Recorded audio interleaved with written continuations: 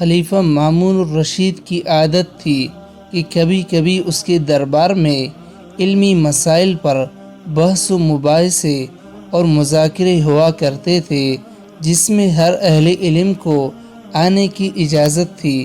ایسے ہی ایک مذاکرہ میں ایک یہودی بھی آ گیا جو شکل و صورت اور لباس وغیرہ کے اعتبار سے ایک ممتاز آدمی معلوم ہوتا تھا۔ پھر گفتگو کی تو وہ بھی فصیح و بلیغ اور عاقلانہ گفتگو تھی۔ جب مجلس ختم ہو گئی تو مامون نے اس کو بلا کر پوچھا کہ تم اسرائیلی ہو؟ اس نے اقرار کیا۔ مامون نے امتحان لینے کے لیے کہا کہ اگر تم مسلمان ہو جاؤ تو ہم تمہارے ساتھ بہت اچھا سلوک کریں گے۔ اس نے جواب دیا کہ میں اپنے آبا و اجداد کے دین کو نہیں چھوڑتا۔ بات ختم ہو گئی، یہ شخص چلا گیا۔ پھر 1 سال بعد یہی شخص مسلمان ہو کر آیا اور مجلس مذاکرہ میں فقہ اسلامی کے موضوع پر بہترین تقریر اور عمدہ تحقیقات پیش کیے۔ مجلس ختم ہونے کے بعد مامون نے اس کو بلا کر کہا کہ تم وہی شخص ہو جو گزشتہ سال آئے تھے؟ جواب دیا، ہاں وہی ہوں۔ مامون نے پوچھا کہ اس وقت تم نے اسلام قبول کرنے سے انکار کر دیا تھا، پھر اب مسلمان ہونے کا سبب کیا بنا؟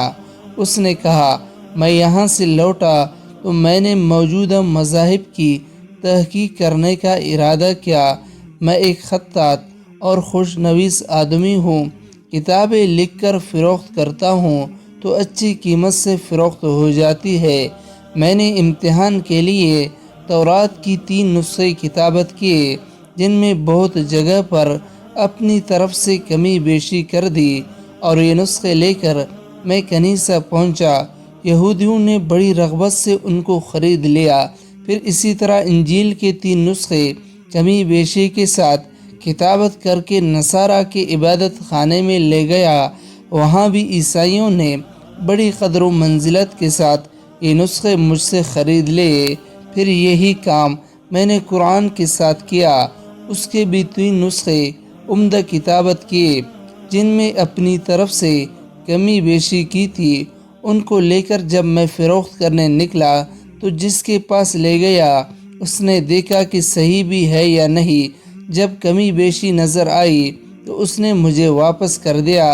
اس واقعہ سے میں نے یہ سبق لیا کہ یہ کتاب محفوظ ہے اور اللہ تعالیٰ ہی نے اس کی حفاظت کی ہوئی ہے، اسی لیے میں مسلمان ہو گیا۔